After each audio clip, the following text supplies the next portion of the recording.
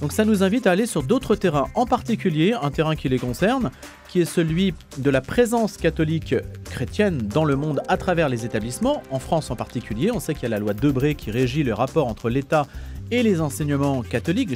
J'en parle même au pluriel, les enseignements catholiques, parce qu'il y a une très grande diversité dans l'enseignement catholique. Et on a pu constater que diverses affaires mettent en lumière certaines tensions qui amènent à s'interroger sur le caractère propre. Aura-t-il la possibilité de se perpétuer dans le temps? L'enseignement catholique, en clair, est-il menacé? Eh bien, vous pouvez réagir dès à présent par mail direct@rcf.fr ou direct@radionotre-dame.com. L'enseignement catholique est-il menacé? On en parle avec frère Thierry Hubert. Bonjour. Bonjour Louis. Dominicain, producteur du CFRT Le Jour du Seigneur. Bonjour Antoine-Marie Zohar. Bonjour. Directeur de la rédaction de Famille Chrétienne. Merci à tous les deux d'être là ce matin. C'est le débat du jour.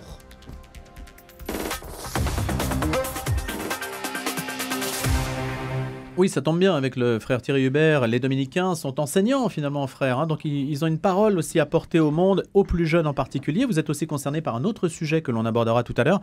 Allons-nous vers un monde sans enfants, qui est le dossier de Famille Chrétienne cette semaine, qui est porté par Antoine-Marie Zohar. Donc les choses se rejoignent entre l'école, la natalité. Tout est lié, pourrait-on dire. On va commencer par cet enseignement catholique, l'enseignement catholique qui est l'objet de certaines, on va dire, tracasseries depuis 2017. Il y a eu plusieurs études qui ont été faites. L'indice sur le positionnement social, sur la mixité, le rapport de la Cour des comptes qui sommait l'État de renforcer ses contrôles dans l'enseignement sous contrat. C'était en 2023. Puis en avril 2024, il y a eu le rapport du député insoumis Paul Vanier. Et puis les récentes affaires à la rentrée dans l'établissement de Pau, l'Immaculée Conception, avec le fait que le directeur a été suspendu pendant 3 ans. On va essayer de voir les choses de manière un petit peu prospective aussi. Est-ce que ça signifie que le caractère propre de l'Église catholique aujourd'hui, de l'enseignement catholique, donc pose problème à l'État? Antoine-Marie Zohar, frère Thierry Hubert, comment abordez-vous cette question? Je précise que je renvoie aussi à un article du Figaro tout à fait récent d'hier qui fait le point sur le sujet en disant carrément les établissements catholiques sont-ils accusés d'être trop catholiques? Alors cette question me touche particulièrement parce que je suis jusqu'en terminale un pur produit dans ma scolarité de l'enseignement catholique et puis j'y ai enseigné moi-même pendant 10 ans avant de devenir dominicain à Rennes au lycée Saint-Vincent qu'on pouvait considérer d'ailleurs comme un lycée de centre-ville particulièrement privilégié, mais où moi j'y ai découvert la liberté alors que c'était des prêtres diocésains qui dirigeaient l'établissement et qu'il y en avait encore une trentaine quand moi-même j'étais élève. Il y avait une éducation à la liberté, une éducation à appréhender les problèmes de société qui m'ont construit en fait. Et donc je crois que le caractère propre de l'enseignement catholique, c'était d'avoir ce supplément d'âme qui donnait et qui donne, je pense, une manière de regarder le monde, de le comprendre et de vouloir y apporter sa pierre. Et donc, c'est quelque chose qui me paraît essentiel. Peut-être y a-t-il, dans la perception du caractère propre, plusieurs manières d'envisager les choses, entre quelque chose qui serait particulièrement signifiant dans la pédagogie de l'école ou quelque chose qui est plus diffus. Ça, on va pouvoir en discuter. Mais en tout cas, depuis 1959 et la loi Debré, le caractère propre, c'est ce qui donne l'essence de l'enseignement catholique et c'est ce qui me paraît être, pour la société elle-même, un apport considérable. Mais ce qu'on a du mal à comprendre, c'est pourquoi fait-on ce procès à l'enseignement catholique alors que, honnêtement, pour beaucoup d'établissements, le caractère catholique n'est pas forcément évident et les parents recherchent d'abord la sécurité, le fait que leur élève puisse s'étudier dans de bonnes conditions, Antoine-Marie Zohar. Je pense que vous avez touché une partie du problème, c'est-à-dire qu'il y a des parents aujourd'hui, je le vis d'expérience, j'ai une épouse qui est institutrice dans l'enseignement privé depuis quelques années en région parisienne et qui voit bien que des parents sont même un peu étonnés de ce qui peut être proposé dans un établissement scolaire catholique qui se tient. Et donc, effectivement, il y en a qui sont étonnés. Pourtant, la proposition, dès le départ, elle est claire.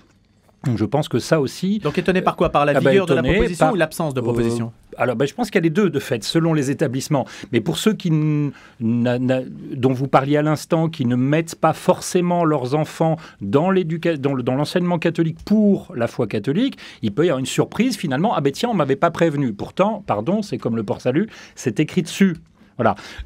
Maintenant, revenons à la question du caractère propre. Si vous me permettez, à cette heure-ci matinale, je vais vous proposer une recette de cuisine. Vous connaissez comme moi, c'est universel, c'est assez simpliste ou assez simple, le gâteau yaourt. Il y a des normes, c'est une recette assez connue, un pot de yaourt, 2 pots de yaourt, un peu de farine, enfin voilà. C'est très classique et puis c'est le même partout. Et puis de temps en temps, comme ma fille par exemple, vous rajoutez des pépites de chocolat. Bon, où je veux en venir? Ils me regardent avec des yeux ronds, là, les collègues autour de la table. Le caractère propre, c'est ça. Vous avez l'enseignement, l'éducation nationale qui a un socle commun. Vous avez l'éducation catholique, l'enseignement catholique qui adhère et qui, par contrat, effectivement, c'est vraiment le terme, sous contrat, accepte ce socle. Et puis, vous rajoutez un caractère propre. Vous rajoutez les pépites de chocolat. Quand vous rajoutez les pépites de chocolat, quand vous rajoutez la saveur, quand vous rajoutez l'enseignement catholique, ce que la lumière de l'Évangile peut amener à l'éducation, vous ne changez pas le socle lui-même. Le gâteau yaourt est toujours là, mais il a une autre saveur, bien heureusement. Et tout ça, normalement, c'est mélangé, ça a cuit, c'est lié. Vous voyez ce que je veux dire? C'est qu'il n'y a pas plus de chocolat dans un coin si vous avez raté votre gâteau, où il y en a un peu partout. Et ça, c'est un peu le problème.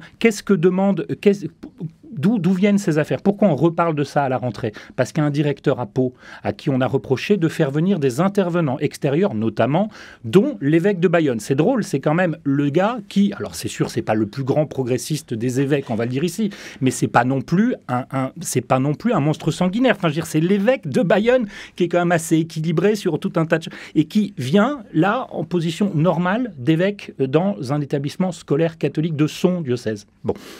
Ça, c'est un des reproches qui lui est fait, comme la proposition de la confession, comme le fait d'insister un peu sur la messe, mais pas forcément, et surtout pas, en pleines heures de cours, des choses comme ça. Qu'est-ce qu'on reproche au directeur du Caousou? Alors, le premier, lui, a été carrément suspendu pour 3 ans, c'est-à-dire comme il a 2 ans de la retraite, c'est-à-dire au revoir. Bon, il peut encore enseigner, mais plus être directeur. Le deuxième, c'est le directeur du Caousou, qui on commence à chercher des noises, à Toulouse. Alors c'est drôle parce que le Caousou, c'est un institut, c'est une école jésuite. C'est pas non plus des grands réacs, vous voyez ce que je veux dire? Bon, je termine là-dessus. Lui, on le reproche quoi? Eh bien, d'avoir refusé à un prof de faire intervenir dans une classe une association militante qui est SOS Homophobie, par exemple. Et puis il y a d'autres exemples du même genre, avec le planning familial et compagnie. Et lui dit, mais bien sûr qu'il faut parler de ces sujets-là, mais pas avec ces associations-là. Et je crois que vraiment, on doit permettre à l'enseignement catholique de continuer à enseigner sur le socle la recette du gâteau yaourt, sur le socle de l'éducation nationale, le socle demandé, mais avec son caractère propre. Et il faut bien raison garder là-dessus. Il y a des idéologies, il y a des combats de syndicalistes hallucinants. Et d'ailleurs, Philippe Delorme, qui est le secrétaire général de l'enseignement catholique, l'a dit avec beaucoup de clarté, il faut le dire. Il parle de chasse aux sorcières quand même. Complètement, en disant demain, on ne pourra même plus mettre une croix dans une école catholique. Enfin, c'est hallucinant. Vous le redoutez, frère Thierry Hubert, quand il dit ça, Philippe Delorme? Je pense que si Philippe Delorme, de là où il est, avec le caractère qu'on lui connaît... Donc secrétaire général de l'enseignement catholique. Oui. Et puis sa position en plus, c'est quelqu'un mesurée, exactement. De très réfléchi. S'il le dit, il ne le dit pas par provocation, il le dit en connaissance de cause. Donc je pense qu'il faut l'entendre profondément. Pour le rencontrer aussi de temps en temps, je peux dire que Philippe Delorme a toujours le propos juste. Donc je pense qu'il y a effectivement une certaine menace, dans la mesure où peut-être aussi que l'enseignement catholique est victime de son succès, parce que les chiffres montrent que s'il y a une baisse d'élèves au niveau national, l'enseignement catholique ne fléchit pas sur le nombre d'inscrits dans ces établissements. C'est 95% du privé à peu près, soit grosso modo 2,2 millions d'élèves. Ce qui est considérable d'ailleurs, et ce qui permet tout d'un coup, alors pour l'Église, du point de vue de l'Église, que des élèves d'une manière ou d'une autre, plus ou moins intensément, entendent parler de l'Évangile, entendent parler de ce que la foi peut faire comme acte de solidarité, de charité, ce qui est considérable en matière d'éducation et d'ouverture, et ce qui, pour la société, permet d'avoir des jeunes qui ont été baignés à un moment donné dans l'idée que pour vivre ensemble, il y a des valeurs que l'Évangile porte et qui peut permettre tout d'un coup d'ouvrir sa porte et d'apporter sa pierre à la société. Donc l'enseignement catholique fait œuvre à la fois pour la société et pour l'Église d'une très belle d'une très belle posture, et donc on a intérêt à permettre à l'enseignement catholique d'exister. S'il y a une chasse aux sorcières, c'est peut-être parce que cet apport-là gêne ceux qui voudraient quelque chose de beaucoup plus éclaté dans notre société. Il y a aussi toute la question du catéchisme et de l'enseignement du catéchisme versus l'instruction religieuse. À Pau notamment, il est reproché au directeur de l'établissement d'avoir rendu obligatoire l'enseignement du catéchisme, ce qui ne correspond pas à l'accord entre l'État et l'enseignement catholique. Mais quand j'étais enseignant dans les années 90-2000 à Rennes, en collège, il y avait la catéchèse obligatoire jusqu'en 3e, et à partir du lycée, c'était de la culture religieuse qui était inscrite aussi dans l'emploi du temps, à raison d'une heure toutes les 3 semaines. Et cela, en fait, était totalement accepté. Mais je ne suis pas sûr que le contrat interdise que ce soit obligatoire. Non. Oui. Pas du tout. Puisque ce qui est interdit, ce serait que le catéchisme soit inscrit dans les heures d'enseignement dévolues à un professeur, rémunéré par l'éducation nationale, puisque les professeurs du privé sont sous contrat. Leur fiche de paie, d'ailleurs, atteste d'un traitement de l'éducation nationale et pas de l'enseignement catholique. Donc, si c'était dans ces heures-là, ça contreviendrait au contrat. Mais ça n'est pas le cas. Oui, tout à fait. Vous avez tout à fait raison. Et donc, on a le droit de rendre le catéchisme obligatoire, après tout. Enfin, quand je dis on, en les tout cas, c'est établissements. là que chaque établissement doit établir son projet éducatif, et que suivant l'histoire, suivant aussi les acteurs à l'intérieur de l'école, eh bien, il y a des positions différentes entre un enseignement, une catéchèse obligatoire en collège et d'autres propositions en lycée, une aumônerie en lycée qui est facultative.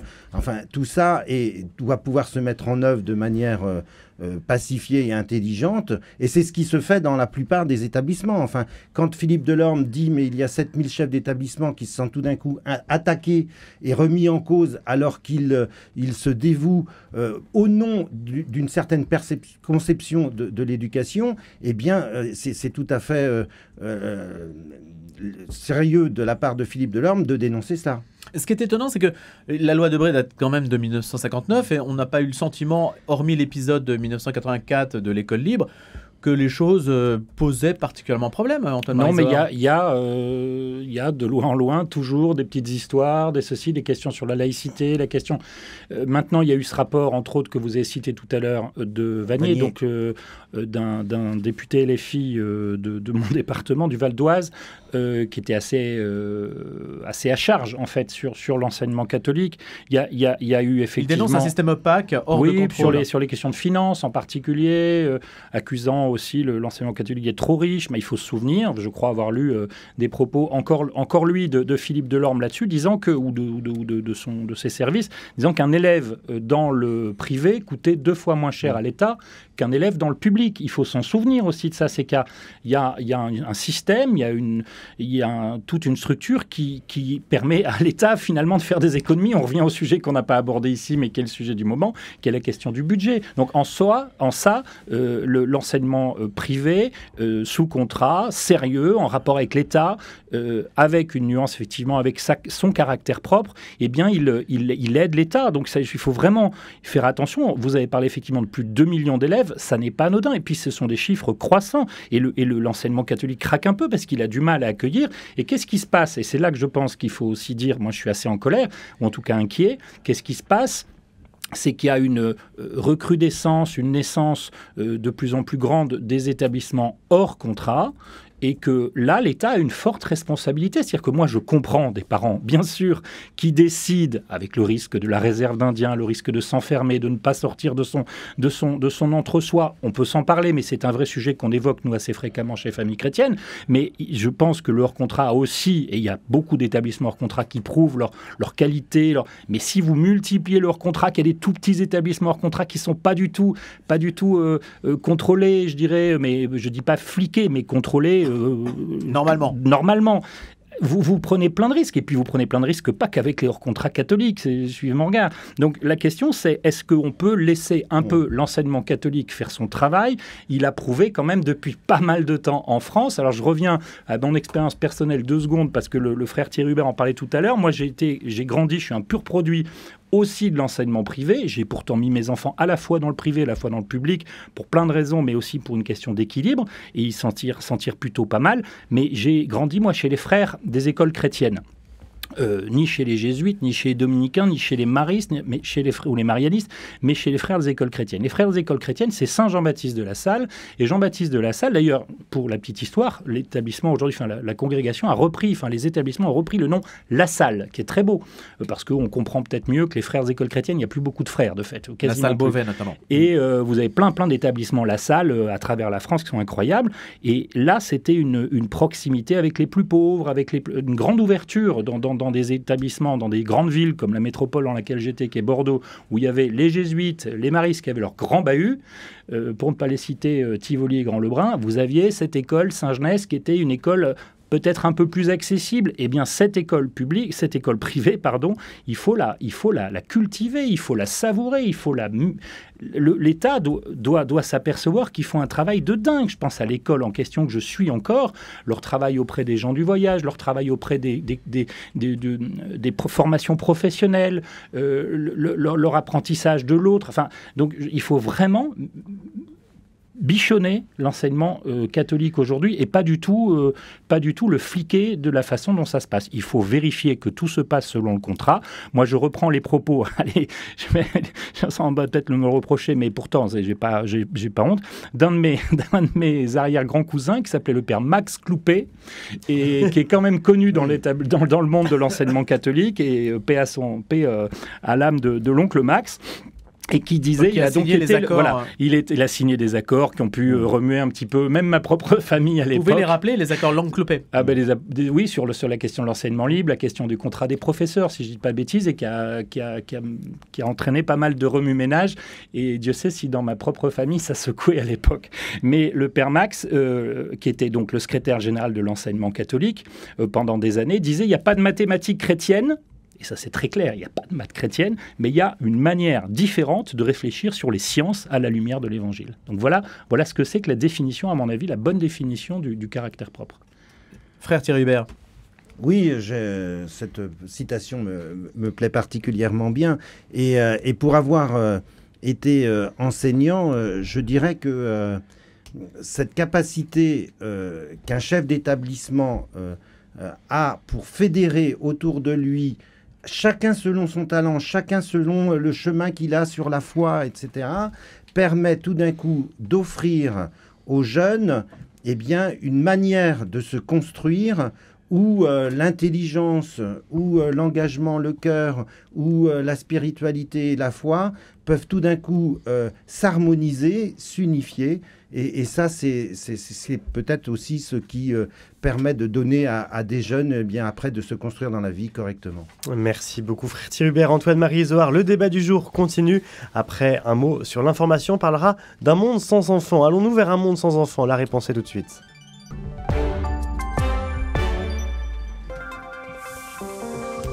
La suite du débat du jour à 9h32 sur RCF et Radio Notre-Dame. Va-t-on vers un monde sans enfants? Oui, alors qu'on s'interroge finalement pour savoir, et peut-être d'ailleurs si vous nous écoutez, que vous envoyez un mail à direct@radionotre-dame.com et direct@rcf.fr, c'est ça, Pierre-Hugues Dubois? Tout à fait. Parce que j'ai dit tout à l'heure que sur la question du catéchisme, savoir si c'était obligatoire, si ça contrevenait au contrat ou pas, en dehors des heures de cours, bien sûr, on peut vérifier l'info.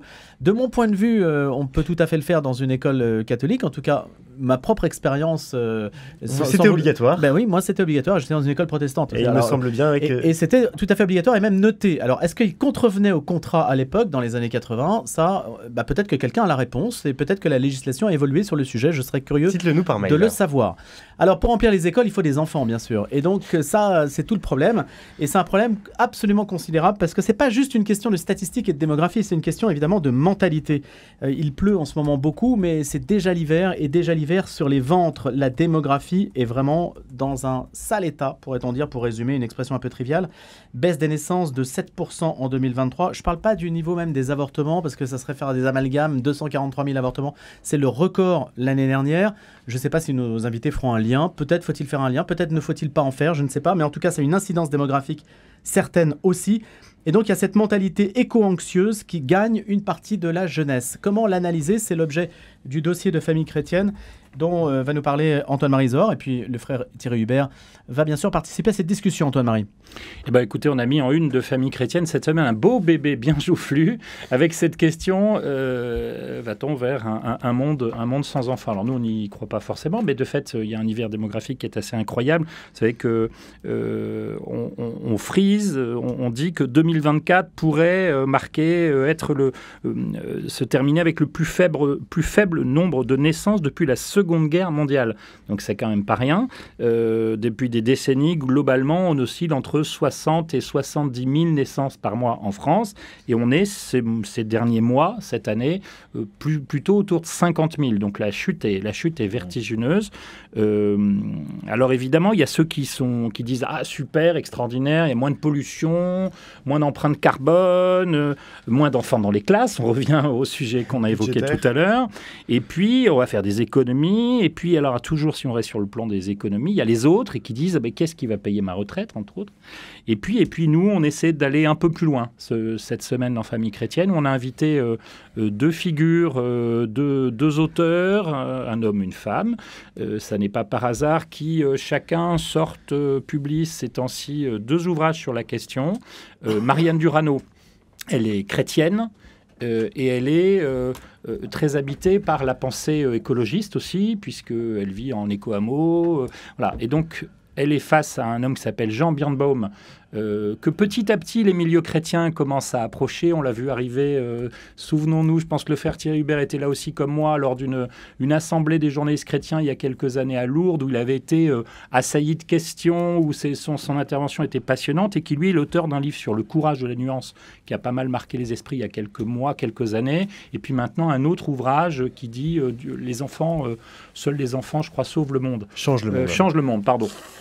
Sauf, c'est nous qui avons traduit ça comme ça dans nos titres. Et donc, on les fait parler. Alors, c'est assez étonnant parce qu'on les fait parler un peu à rebours de leur tradition personnelle. Parce que finalement, au fil de l'interview, vous verrez que Jean Birnbaum devient presque, j'ose dire, de droite, ou en tout cas un peu réac. Et Marianne Durano, plutôt l'inverse. C'est assez drôle. Mais tous les deux disent quand même, essaient de Mais en quoi ça joue le clivage droite-gauche sur ce sujet ? Non, mais parce qu'on sait bien qu'il y a des traditions sur la question de la natalité, la question du parfois habité plus à gauche par la question du malthusianisme. Il faut cesser de faire des enfants, on est en train de pourrir la planète. Et les deux essaient d'interroger tout cela de façon très intelligente, interviewée par Pauline Quillon. Et vraiment, ils arrivent à nous faire voir comment, finalement, effectivement, sans enfants, le monde n'est pas, outre le fait qu'il ne sera plus tout court, mais que l'enfant est vraiment, c'est ce qui donne la vitalité, sa vivabilité, je ne sais pas si le terme est correct, si je crois que oui, au monde.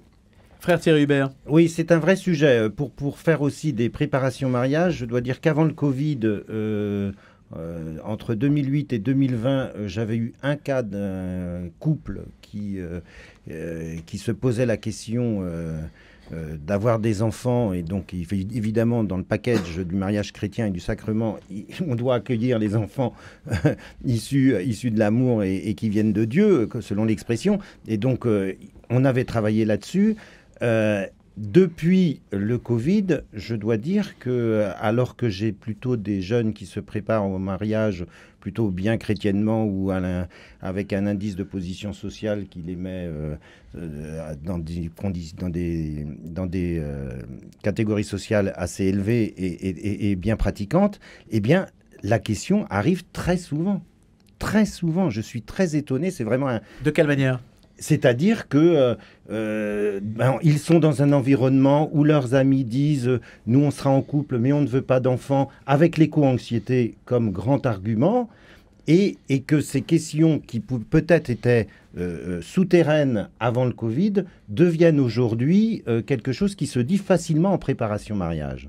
Voyez, même dans les milieux catholiques. Donc ça, je pense que c'est une très bonne idée pour Donc ils vous disent directement, nous on veut bien se marier mais on...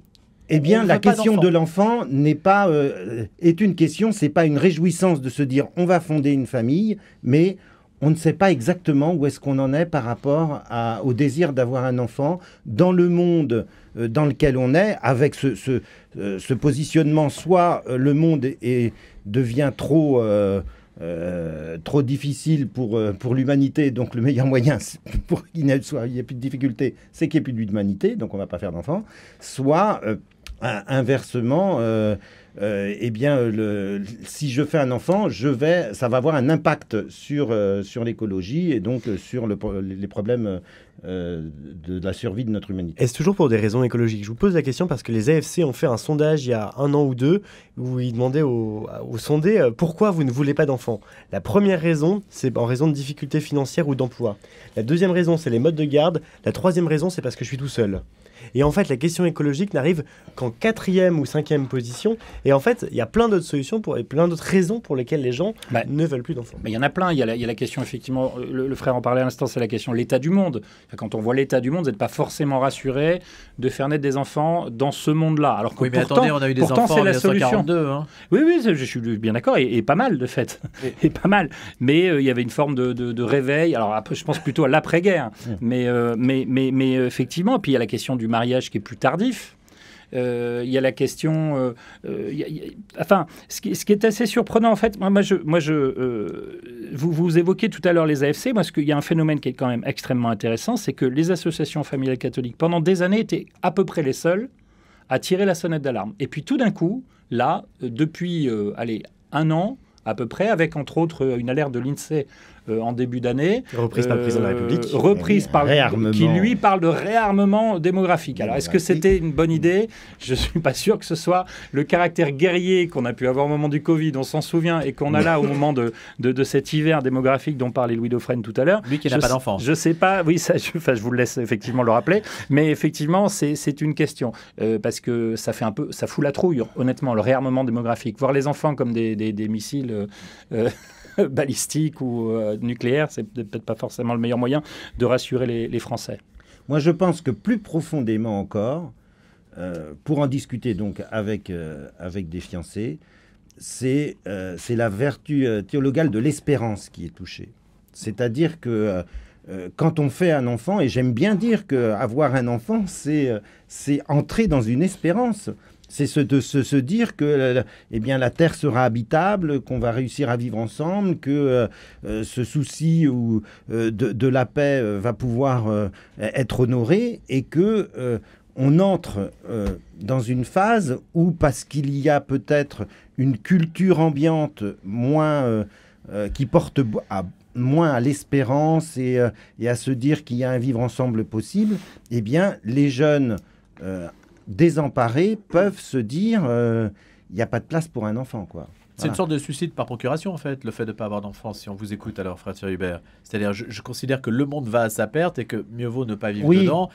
Et donc, il n'y a aucune raison d'espérer. Donc, par conséquent, je me retire. C'est une façon de se retirer du monde. Oui, je suis d'accord avec vous. Et que précisément, là, il y a un défi pour nos communautés chrétiennes.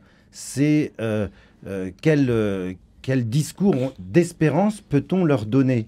Vous voyez, j'aime bien citer Jean-Marie Petitclerc qui disait que précisément si dans l'Église on est capable de faire des discours sur la foi avec son contenu et des discours sur la charité avec nos actions, sur l'espérance, on reste toujours un peu muet, sauf à dire mais ça ira mieux.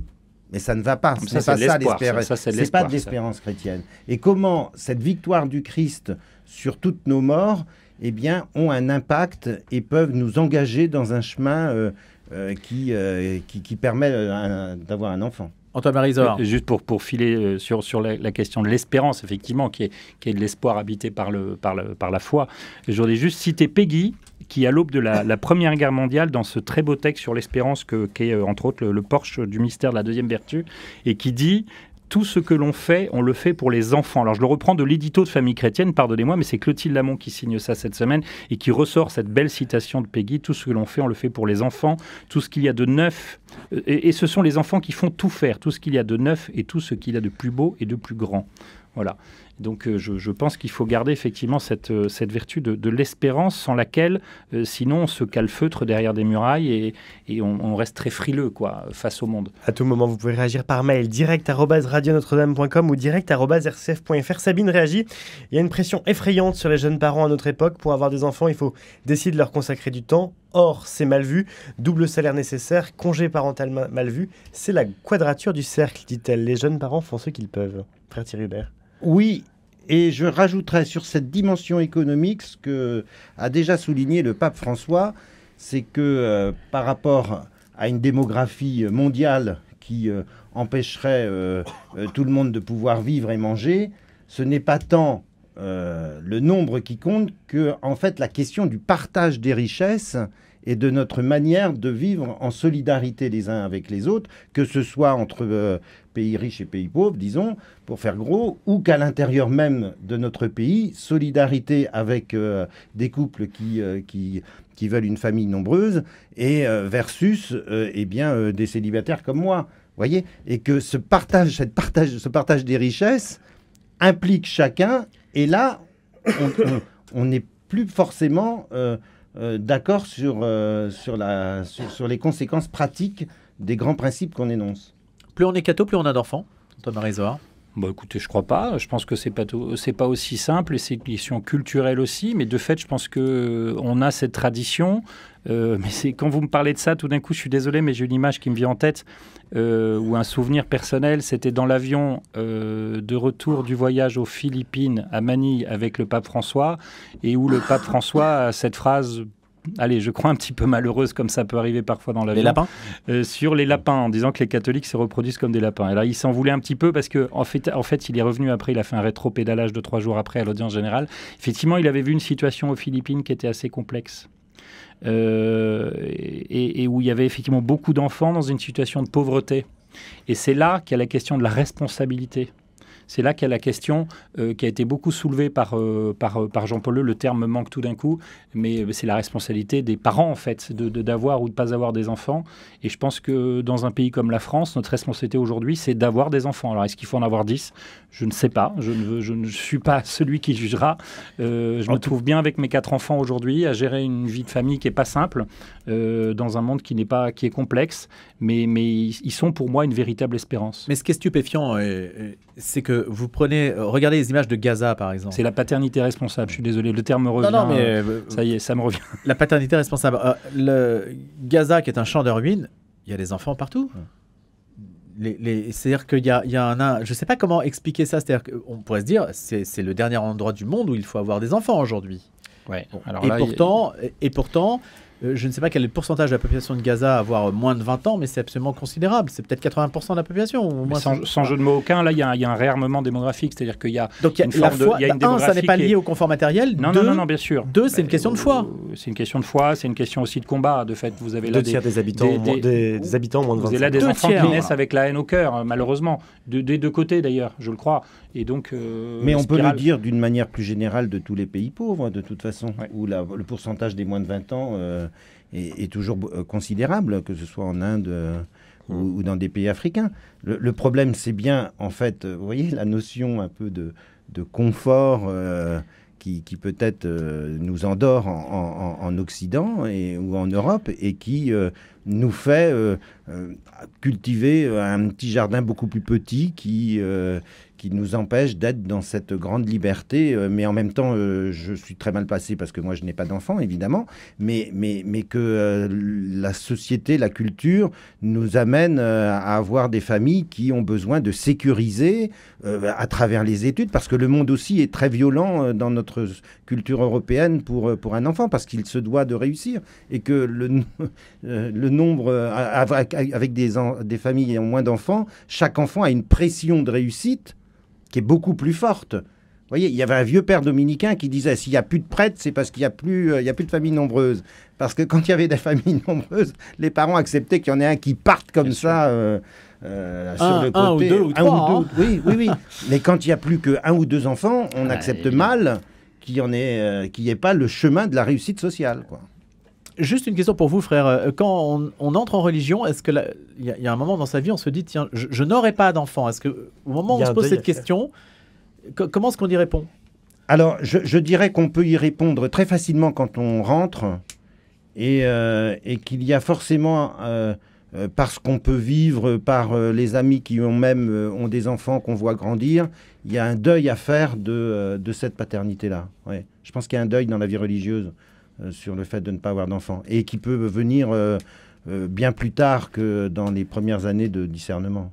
Il y a un moment dans sa vie, on peut se dire, tiens, mais Oui. J'ai fait ce choix. Moi, j'aime bien dire que j'ai un filleul et j'étais chez ses parents, il avait 4-5 ans, sa sœur aînée me dit « Tiens, va voir Léopold, il voudrait te dire un secret. » Donc j'arrive dans sa chambre, je lui dis, il était allongé déjà dans son lit, et puis je m'assois sur le lit et je lui dis « Il paraît, Léopold, que tu as un secret à me dire. » Et puis il me dit « Oui, mais là pour l'instant tu écrases mes pieds. » et je me suis dit « Mais ce serait mon fils, je serais le plus heureux des pères. » Et je dirais « Mais c'est mon fils, ça, c'est mon fils. » Voilà, c'est pas mon fils. Il y a une filiation. Mais il y a quelque chose du deuil comme ça à faire. On enchaîne sur un sujet, Eh Pierre bien Dupont sûr, on enchaîne vers le pape en Ukraine. Et puis c'est sympa de partager tout ça avec vous. Et on revient un petit peu à la géopolitique. Oui, on va passer de l'un à l'autre très brutalement, Louis Dauphren. Un petit peu brutalement, c'est l'actualité qui le commande, voyez-vous. Donc le pape qui rencontrera Volodymyr Zelensky, c'est demain, mais le président ukrainien entame dès aujourd'hui une tournée européenne express chez ses principaux alliés, en commençant par le Royaume-Uni, la France, l'Italie. En quête de marque de soutien, alors qu'une importante réunion des partenaires militaires de Kiev est prévue samedi en Allemagne, elle a été reportée, cette réunion. Ce sont de brefs déplacements consécutifs qui surviennent au moment où l'armée russe poursuit sa progression dans l'Est ukrainien. C'est vrai qu'on en parle relativement peu parce que le Proche-Orient, et légitimement aussi, a capté beaucoup l'attention médiatique. La question est simple. Qu'est-ce que le pape va dire, peut dire, doit dire à Volodymyr Zelensky? Antoine-Marie Zohar, qui avait été à Rome pendant quoi, une douzaine d'années? 18. 18. Votre honneur. Je peux pas me défendre. Et pourtant toujours jeune. Et toujours catholique surtout. Et ça, c'est important parce que on m'a Qu'est-ce que beaucoup vous dit voulez ça à Rome. Non. Vous savez, on parle du dépôt de la foi à Rome. On dit oui, mais en fait, tu l'as déposé là-bas et tu es reparti. Non, c'est pas du tout de ça qu'il s'agit. J'ai pu voir l'Église comme elle est belle, comme elle est sainte et aussi pécheresse. Voilà, ça c'est un sujet pour la prochaine fois. Non, merci. Effectivement, moi, ce qu'on observe pour ceux qui regardent un petit peu ce qui se passe au Vatican, c'est la difficulté du pape François à manier le rapport avec les Ukrainiens, avec les autorités ukrainiennes. Bien sûr que depuis le début, il a lancé des appels, n'en parlons pas, enfin, il n'y a plus personne pour les compter, ou quasiment, peut-être que nos collègues de l'agence Immédia, que j'aime beaucoup, et qui font ça scrupuleusement toutes les semaines, entre les appels pour Israël, les appels pour ceci, les appels pour cela. Bon.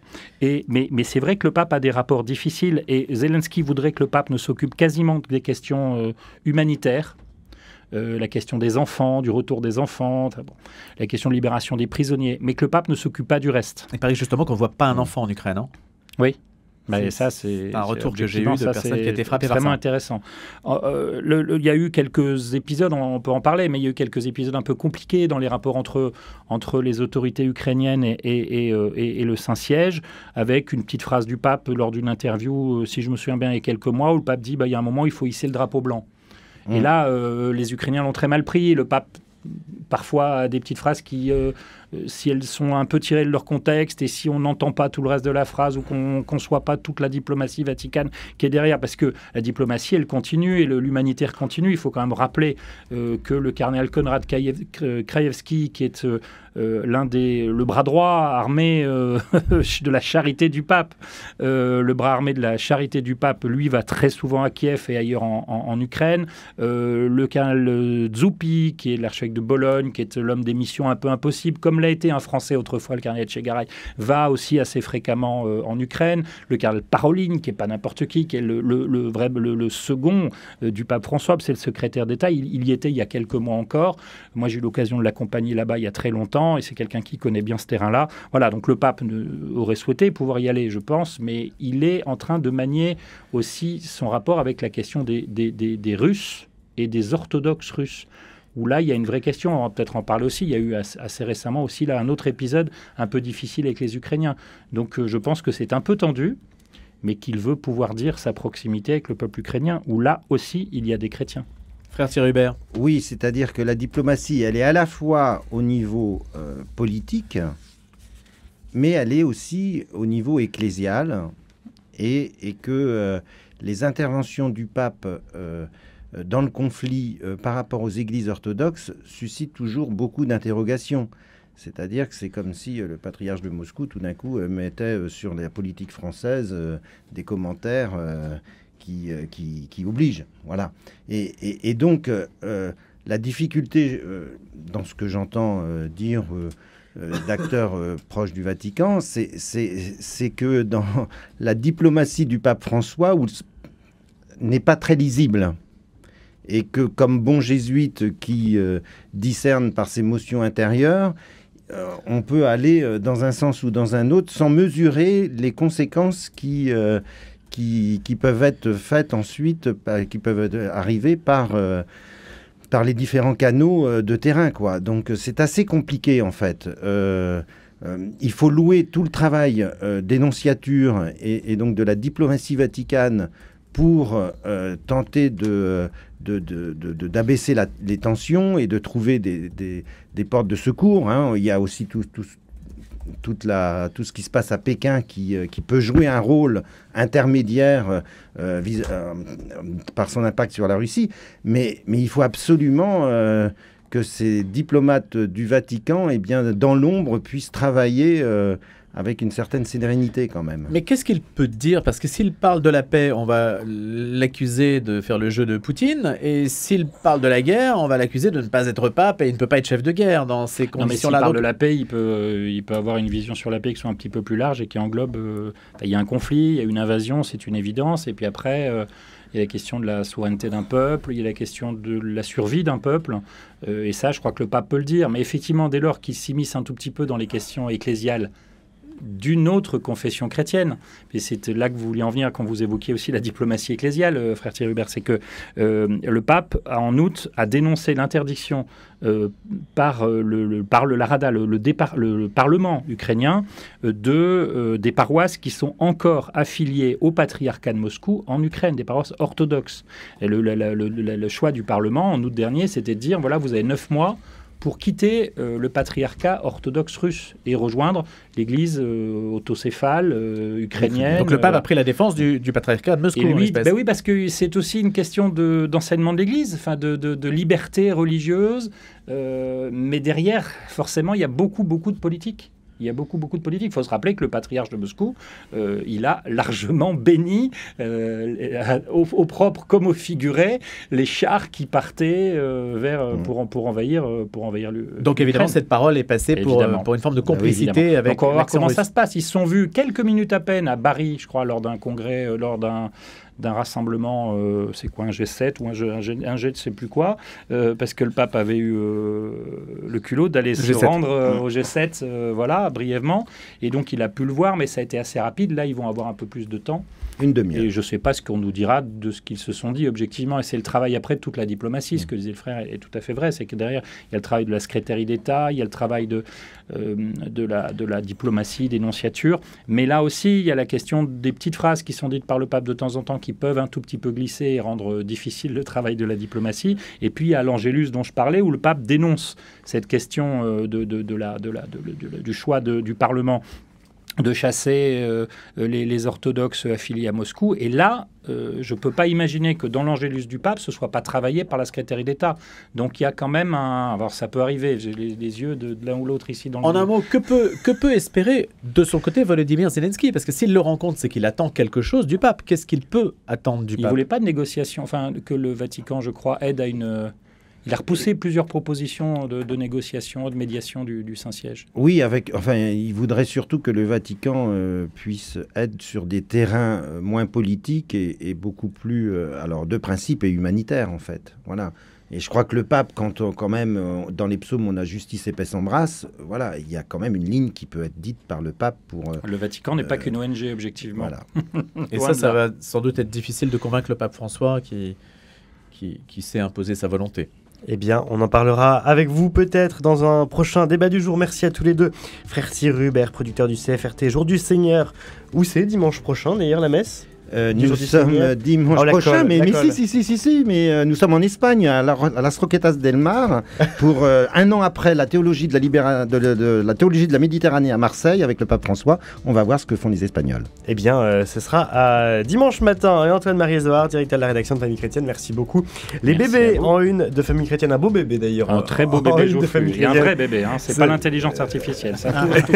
Cette semaine. Merci beaucoup à tous les deux et bonjour. Et je remercie les techniciens ce matin, Pierre-Henri Paget et Paul ce matin qui étaient avec nous également, Pascal Gauthier. Merci à tous les trois.